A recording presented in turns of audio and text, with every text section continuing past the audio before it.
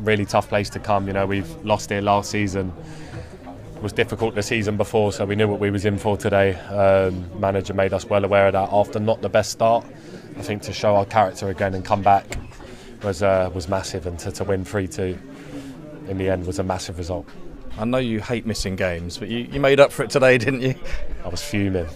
I'd done everything I can to be involved, but it was just no point risking it. But made sure I was back for today, which was a real positive. But yeah, to miss that was annoying. But to come back today and help the team and score 2, I think the fans will be really happy. And I'm happy myself that I could help out, because you know, this team's special, and if we're all chipping in together, I'm sure good things will happen.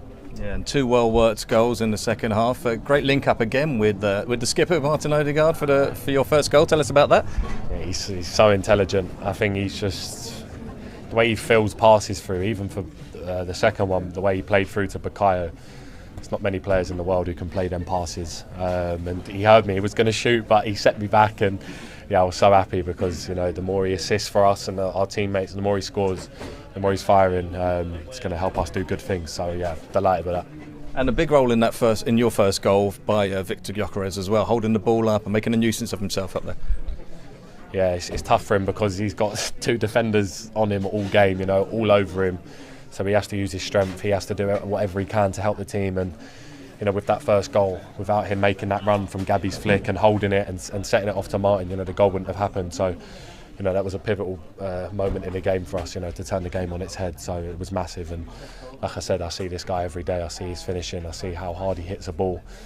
When that space arrives for him and the ball's arriving at his feet to score goals, he will 100% score. But in a minute, defenders in the Premier League, you know, they want to be able to stop Victor Gyökeres, because he's one of the best strikers in the world, and that happens naturally, you know, when you play against the best players. So trust me, he's doing unbelievable for us. You know, we wouldn't be where we are without him. So let's keep trying to feed him, keep trying to get him on the score sheet. But if not, you know, the way he's helping the team's massive, so it's good. And finally, nice for you to have a nice memory here, as you say, after last year, but also a new song today. What did you make of that? What was that? Yeah, we're trying to work it out. I don't know. What was That's the way I like it, but it was Declan Rice. Oh, okay, yeah, decent. Yeah. Decent. You're trying to listen to it? No, yeah, one of the people in there said, what was that song? I thought it was a Christmas song, and I thought it's the new year. Christmas has gone. But before we look too far ahead for Arsenal, let's just take a moment to reflect on where they are in terms of, you know, the turn of the year. I know they've played a game more than a couple of the teams who will be hoping to catch them, or certainly more than City, who'll be hoping to catch them. But 6 points clear of Villa, 7 points clear of City. They couldn't have hoped for much better at the start of January. Congratulations on the victory, first of all. But also for you, we know that very famously you've scored 2 goals in a Champions League game before this, but you've never scored 2 goals in a Premier League game before today. Yeah, that's a crazy stat. Yeah, I hadn't scored a lot this season, to be honest with you. I'd only scored 2. So to grab a brace today and an important victory was a really nice feeling. You know, when you win and you're able to help out the team like I did today, it always had that extra bit of a special feeling. So, yeah, I'm delighted with the goals, and obviously more importantly 3 points, because they're a really good side, Bournemouth, especially here. Yeah, and they're always important games, particularly when you get to this stage of the season, when you are chasing a Premier League title. But this one coming off the back of the win against Villa, who are one of your direct competitors. You know, Manchester City dropped points against Sunderland. It just feels like it was a significant one in terms of timing as much as anything. Yeah, massive. Obviously, off the back of Aston Villa, I think the key thing today was to build on that and to go and win. You know, the win against Villa would have meant nothing if we come here today and didn't pick up anything. But it's so important this time of the year. The schedule's crazy. The fixtures come thick and fast, and you know, if you can win your games in and around Christmas, on top of what we've done already, it's going to put us in a really good position. So we've got to keep building on that, keep the mentality right, keep pushing. But we're in a really good spot at the minute, and long may that continue. What did Mikel Arteta say at half-time? Because I thought first half, I thought their midfield were all over you like a rash first half. Didn't really have time to get your heads up. A couple of times they intercepted, got you moved, you know. And I thought Arsenal as an Arsenal team give the ball away a lot more than they usually do. Second half, you sort of overpowered them. Was there anything that he said that sort of changed that, where you had to drop off or, you know, push on? Or Yeah, no, I think in the first half, I think we was doing the things they wanted.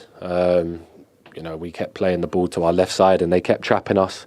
As soon as we made that one pass over to Gabriel, they all swarmed in on us, and you know, we made us either go back to David or kick it long. And like you said, it did feel like that on the pitch. It felt like they were swarmed all over us in the first half. But we're a team at second half. Once we get in there at half time and the manager speaks and we speak between each other, we knew we had the quality and we knew the space was there to go on and win the game, and we've done that a lot this season. So, credit to everyone to go out there and perform how we did second half, because that wasn't easy today. Declan, Jamie Redknapp, congratulations, mate. I want to talk about your 2 goals. As Kelly rightly says, very, very important ones. Let's talk through the first one. Obviously, a great finish from yourself. We're only 2 tap-ins, I think.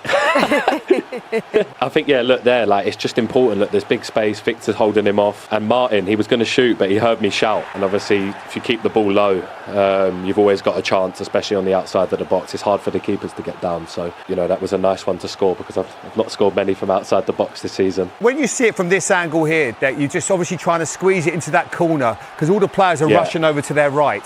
Yeah, and you see the keeper, when the Martin's got the ball, he's on that side of the goal, and then when Martin passed it back to me, he's naturally going to move to the right. So I knew it was going to be hard for him to then make the step back down low once he'd come back across. So I think that was an important goal, because there was bodies in the way as well. So I was happy with that. And the next one, obviously, this is the winning goal. Deck, talk us through this one, because obviously Bukayo Saka's now on the pitch. He gives you so much going from that area. You make a sort of a late run again. You played the ball out wide to him. You're just sort of drifting into the box here. Yeah, quick free kick, quick thinking, don't let him get set, let B be 1v1. Martin, great pass, and again, give B that shout. And I think that zone's always so important to occupy. You see so many midfielders score goals from that position. Everyone drops, and if you pull away and the ball comes, you've always got a chance to score. So I was happy with the movement of it, and obviously 2 great passes, from the first goal from Martin and Bukayo on the second. So I was happy with that. No, they're great finishes. The only problem is I've got some bad news for you, that Sky are obviously going to bill you, because we've got to now clean that camera deck. It's a bit of a problem for us. I don't know if you can see it here. A lot of saliva, mate. It was a sloppy kiss.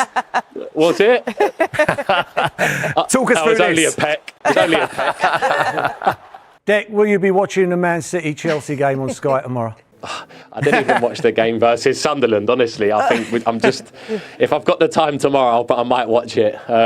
But yeah, I'm just focusing on us at the minute. I know it sounds cliche, but yeah, I think it's just important. There's so many games. Our recovery's got to be so important, and I can't get too caught up in what others are doing. I think it's the most important thing is what we do, and we can only control that. It'll be a good game, I'm sure, but yeah, let's just keep going ourselves.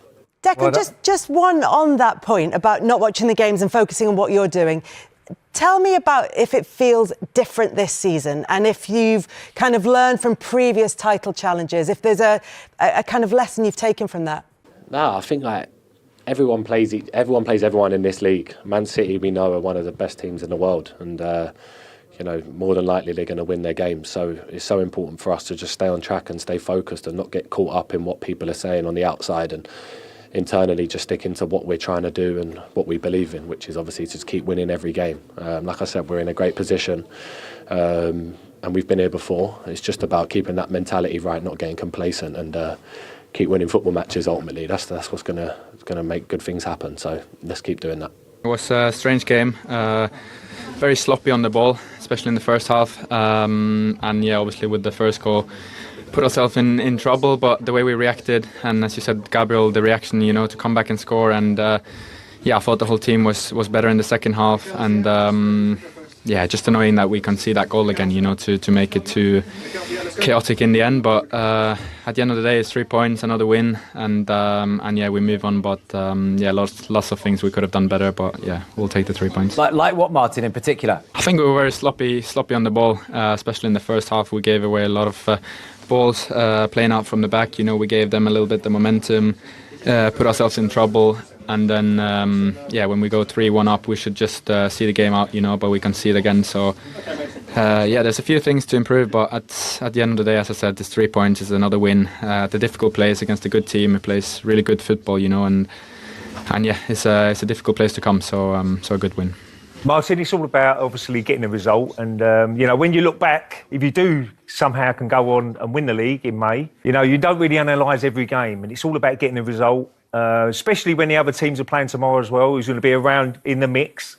It's all about getting the 3 points on the table. So I'm sure Mikel, after the game, is very, very pleased with not with the performance, but with the result. Yeah, definitely the result is what we wanted. We wanted to get the win. That's all that matters. To win games and win games and win games, and we're doing that at the moment. It's true that a few of the games have been a bit more chaotic than we wanted, and a bit nervous in the end. You know, they're fighting for the goal. You know, so. But yeah, as you say, 3 points, a win, and we move on. How proud are you, not only with the result, but the way you guys handled all the challenges that Bournemouth presented tonight? Yeah, very happy. We knew the difficulty of the match. It's a team that constantly is threatening you, is asking you questions. They are so good and attracting you, play the ball long to the right player with the right duel, the second ball, counter press you. And to get out of that game is difficult. We made it even harder for ourselves in the manner that we conceded the first one. But I love the character of the team. I love the character of Gabi. The way he overcome that situation, it's just unbelievable, and it tells a lot about how much we've grown and matured over the years. And yeah, the team find a way to beat them, and it's a massive win. Yeah, you just mentioned Gabi's character. He makes the uncharacteristic mistakes and he's furious about it. And then 6 minutes later, he scores. How much of his personality is translated into his game, you think? A lot. When you talk about presence and being dominant and authority, that's probably the player that represents that in this team. That's why it's so important. And you have to lead by example. You cannot demand that to the rest. And then if something happens to you, don't do it. So today's example, I think it's a great one. Talking about personality, Declan Rice, how do you see the progress of his relationship with the goal and everything that the presence of Zubimendi, for example, allows him to do? Again, another one that is put so much in the last few days to make himself available today. We didn't know for how long. So he stretched himself to the very limit. He got rewarded. The team got rewarded with 2 great goals. I think the first time that he scored 2 in the Premier League. Yes, it is. So, yeah, a great day to remember. You know, you guys are the team who scored more goals in the first 15 minutes of the second half. It's 12 goals in the Premier League. How do you handle your halftime talks? Because they sure seem to be very effective. Well, trying to learn from what happened in the first half and try to improve it. And that's what we have to do constantly. You can gather a lot of information and to try to help the players and change the course of the game or give them the tools to do that. And the players have to do it then, and they're doing that really well. In this case, how was it? Do you think in the first half you could have put more pressure on Bournemouth? Yes, but we couldn't because we lost the ball in very dangerous areas too many times. And when that happens, you are not compact as a block, you don't travel together. So to put pressure against a team that plays with a very open structure that wants to just attract you to put the ball in the last line, you have to be very conscious of that. If not, you get opened up. And we did get opened up a few times when we mistimed things. But then I think in the second half it was much better. It was the first of 9 games in January in 4 different competitions. It's going to be a long month, but fans will be hopeful and excited, especially when you look at the quality of this squad. So how much confidence do you take when you look at this squad, you look at your finishers, you look at the starting 11, how much confidence does it give you for this run? Yes, a lot. I think, first of all, we need to understand the effort that they are doing because it's what we have in January, but what we had in November and December as well. So it doesn't matter. You see the decide. You see how they celebrate every action, how much they want it, and that's the energy that we're going to need. Okay, well done. Thank you. Today we conceded 3 goals against Arsenal, and they haven't really had a lot of chances. You know, you can concede 3 goals because they are putting a lot of pressure on you. They have, 25 shots, and your keeper saves, but I haven't felt like a game where we should be conceding 3 goals. You're hoping for the hat-trick when you've previously been looking for 2? I actually was. I was thinking one more cut back to me, please. But another chance didn't arise. And Bournemouth for the last 15 minutes played really well. You know, they shut that space off. So I was gutted to not get the hat-trick. But I'll keep trying. Maybe one day that might come. Well, if he keeps adding the goals, Jermaine, he becomes even more the complete midfielder, doesn't he? Unbelievable. 296 games, and the first time he's scored 2 goals in a Premier League game. But what a performance! I think when you look at the modern day midfielder, he does everything. You see here, he's just his energy level just to get you out the pitch. And I remember Declan speaking a few years back, and he sort of like modelled his game on Yaya Toure, and that was sort of like Yaya Toure, just getting you out the pitch. Unfortunately, didn't get the free kick there. But even here, you know, he's always sort of like, he knows what's around him, that sort of like pitch geography, you know, he comes away from the pressure. And you see here just that the change of speed there to caress it in the corner. You know, his body position, his shoulder, where he just relax his shoulders and, you know, good contact into the corner. Here, you know, just again, the other side of the game, you know, can you, out of possession, can you be, you know, effective and then stop those sort of like balls into the front man? You know, you see him scanning there. I think that's Clive, but, you know, he stops the passes going forward. And then, you know, he doesn't stop there, you know, onto the second balls, wins that. You know, just everything he did. Again, you know, just arriving into the box at the right time. We spoke about, you know, if he can add goals to his game, you know, he becomes even a better player. And the detail there, just the scanning, just to see where he's at. And again, the change of speed. And sometimes people talk about in the box, you know, moving and getting to those areas, but sometimes actually standing still. You know, and then when it comes, then you've got to execute and that. So, yeah, that was his second goal here again. You know, just sensing the danger. You know, Lewis Cook there just stuck on his heels and that, but again, getting it.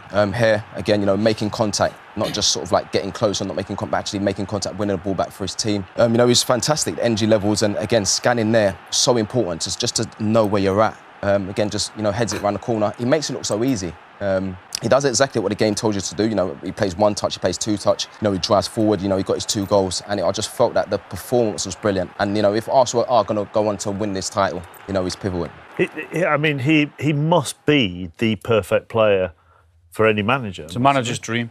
He's a manager's dream. He really is. I mean, his attitude is amazing.